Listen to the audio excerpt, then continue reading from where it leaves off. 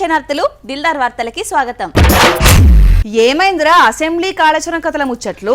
ఇంకెక్కడ అసెంబ్లీ అయిపోయింది కదా. ఓష్ని మొన్ననే శనివారం నాడే కదా శురువైంది. అవును, అంతల్నే ఓడిచిపోయిందా? అయితారం నాడు అర్ధమరాత్రి దాకా చర్చలు చేసిండ్రు. కాళేశ్వరం కట్ట మీద ఏం చేసిర్రు? హాలీలు గట్టిగానే అరుచుకుంటారు కావచ్చు. ఒక వారం 10 రోజులు జనాల చెవులకు మంచి మోతుంటదని అనుకున్నా కదా నేను. నువ్వు అనుకుంటే అయిపోయానా? గవర్నమెంట్ అనుకోవద్దా? ఇంతకు ఏమన్నాడు ముఖ్యమంత్రి? నేను నువ్వే కాళేశ్వరం కట్ట మీద వేసిన పీసీ ఘోష్ కమిషన్ రిపోర్ట్ ను కుల్లా చదివి దాని మీద గట్టిగానే చర్చ పెట్టిర్రు అసెంబ్లీలా. ఎవరైనా పబ్లిక్ నిలిచేందుకు ప్రాజెక్టులు కడతారు, కానీ పోయిన సీఎం అట్లా కాకుండా ఆయన సొంత లాభం కోసం కట్టుకున్నాడట. అందుకే కాళేశ్వరం కట్ట పరేలు వాసిందన్నాడు సీఎం.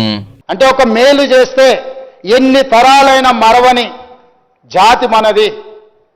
మన కోసం, మన సాగునీటి కోసం మనకు సహకరించిన వాళ్ళను దేవుడిలా పూజించే సంస్కృతి ఉన్న మనం సర్ ఆర్థర్ కాటన్ని ఈ రోజుకు మనం కొలుస్తున్నాం అధ్యక్ష.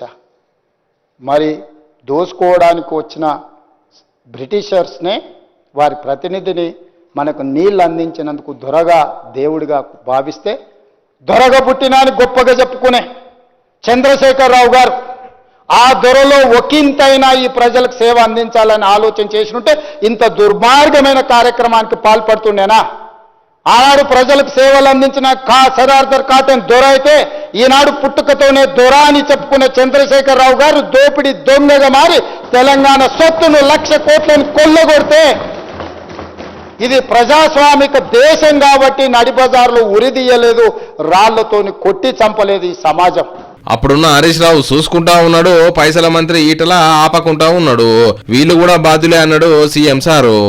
బాధ్యత రహితంగా వ్యవహరించిన చంద్రశేఖరరావు గారిని, అదేవిధంగా హరీష్ రావు గారిని, ఈటెల రాజేందర్ని వీళ్ళు దుర్మార్గాలు చేస్తుంటే పక్కన కూర్చొని చూసుకుంటున్నామని మా మహాభారతంలో చూసినాం కదా అధ్యక్ష.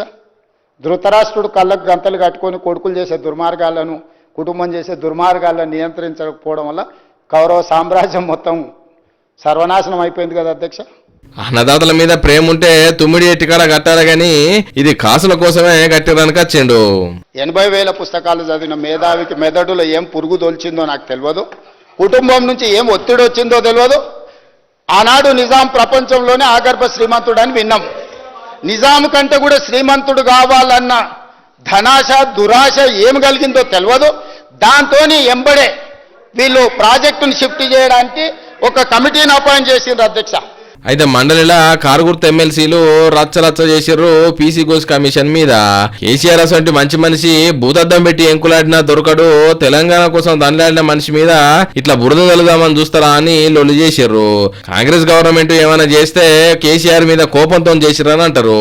అయితే ఈ కాళేశ్వరం కట్ట అవినీతి మీద సిబిఐతో ఎంక్వైరీ చేస్తామన్నాడు సీఎం సారు.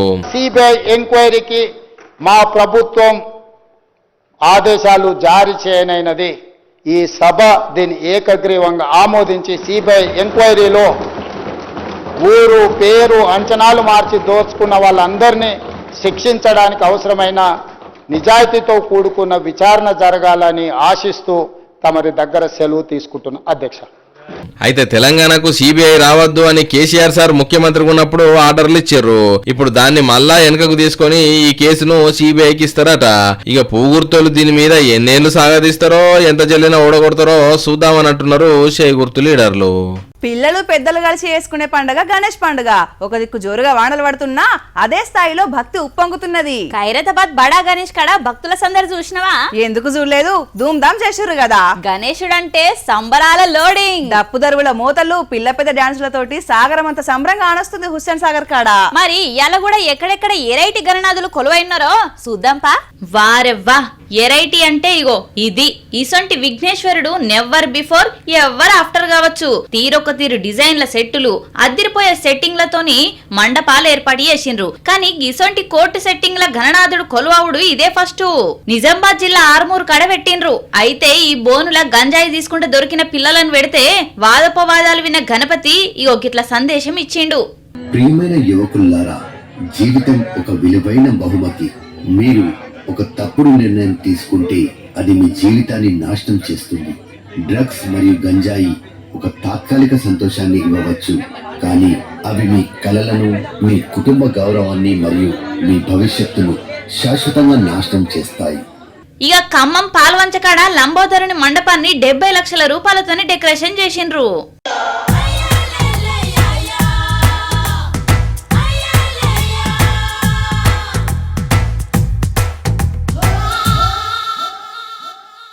అనకాపల్లైతే పప్పు దినుసులతోని పార్వతి పుత్రుని ముద్దుగా గొలుస్తున్నారు.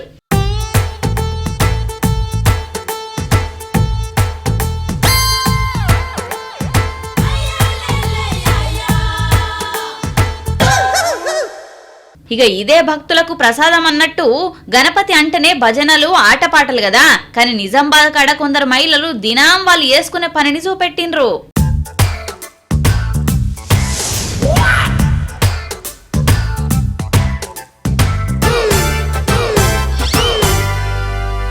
గిట్లా బహు రూపాలల్లా భలే చూడముచ్చటగున్నాయి గణపతి మండపాలు. నిమజ్జనాలు కూడా జోరుగా అవుతున్నాయి. ఇటు చూడుండ్రి తాడిపత్రి తాతయ్య ఎట్లే గుర్తున్నాడో.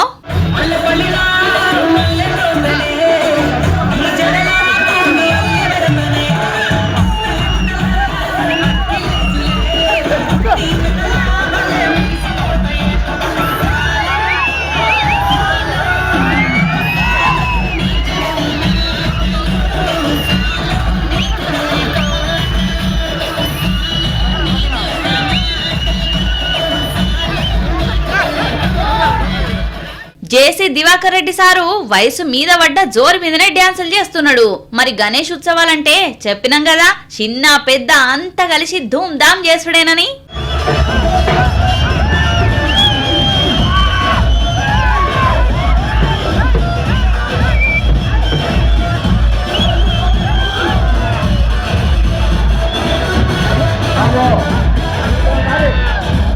ఇక వానలు తగ్గినట్టేనారా?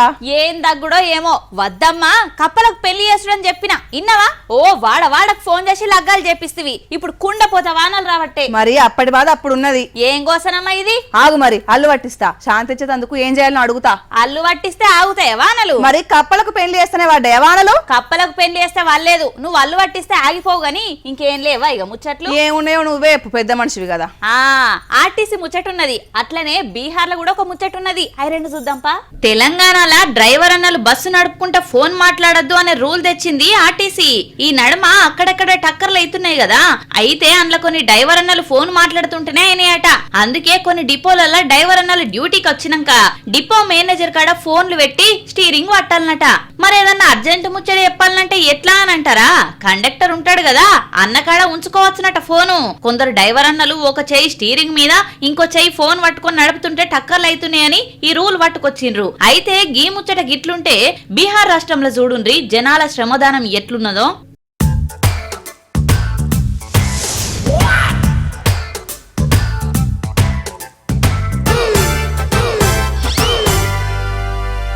వారెవ్వా ఏమన్నా బాధ్యత గల పౌరులా చెప్పుండ్రి. సర్కారు రోడ్డు పోస్తే తారునంతా పట్టుకపోయి ఇంటి ముంగట పోసుకున్నారు. గిసోంటి మంచి మనుషులు లోకం మీద భూతద్దం పెట్టి ఎంకులాడినా దొరకరు కావచ్చు కదా.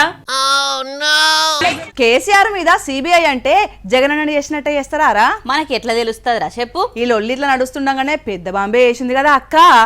ఏ అక్కరా? ఇంకా వాళ్ళు కవితక్క తండ్రి మీద సిబిఐ విచారణ వేసిర్రని అమెరికా నుంచి వచ్చుడొచ్చుడే ఏడ్చుకుంటే ఇడకర్ల మీటింగ్ పెట్టింది. కేసీఆర్ సార్ మీద సిబిఐ ఎంక్వైరీ చేసిర్రని అధికార పార్టీ మీదనే కాదు సొంత పార్టీ మీద కూడా కారాలు మిరియాలు నూరింది కవితక్క. అవునక్క, మరి గిట్టెట్లయిందంటావు? కేసీఆర్ గారికి ఈ వయసులో సిబిఐ ఎంక్వైరీ ఏందండి? ఎందుకోసం ఆ కర్మ పట్టింది? ఎందుకు భరించాలి? అదే ప్రాజెక్టు పర్రెలు వాసింది కమిషన్ల కోసమే కట్టిరని అంటున్నారు కదా కాంగ్రెస్ వాళ్ళు. ఎవరు మరి దీనికి కారణం అని అంటున్నారు మీరు? ఈ మొత్తం కాళేశ్వరం ఎపిసోడ్లో కేసీఆర్ గారికి మరక అంటిందంటే 2-3 వ్యక్తులు కారణం. ఇక సలకచ్చి ముందదాసుడు ఎందుకు అక్కో, ఎవరో వాళ్ళు చెప్పరాదు. మాజీ రాజ్యసభ సభ్యుడు ఒకలైతే, హరీష్ రావు గారు ఒకలైతే, ఈ పెద్ద పెద్ద కాంట్రాక్టర్లు అందరితో కుమ్మక్కై కేసీఆర్ గారు ప్రజల కోసం ఆలోచన చేస్తే, నీళ్ల కోసం ఆలోచన చేస్తే, వీళ్ళు సొంత వనరుల కోసం, డెవలప్మెంట్ కోసం, ఆస్తులు పెంచుకోవడం కోసం ఆలోచన చేసి ఇవాళ మీ వల్ల రేవంత్ రెడ్డి లాంటి వ్యక్తి, తెలంగాణ ఉద్యమానికి సంబంధం లేని వ్యక్తి, కేసీఆర్ గారి కాలి గోటికి సరిపోని వ్యక్తి, ఆయన నిలబడి కేసీఆర్ గారిని చెయ్యెత్తి చూపించి కేసీఆర్ గారి మీద సిబిఐ ఇవాళ నేను వేస్తా అని చెప్తున్నాడంటే కారణం ఎవరు దీనికి? కేసీఆర్ సార్ కు కాళేశ్వరం మరక అంటిందంటే వీళ్ళ పుణ్యమే అని అంటున్నది. అందుకే రెండో మలక హరీష్ రావు సార్ను నీళ్ళ మంత్రిగా పెట్టలేదట.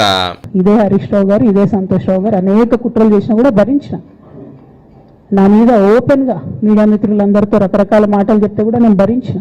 అచ్చా, మీ మీద కూడా కుట్రలు చేశారు అక్క.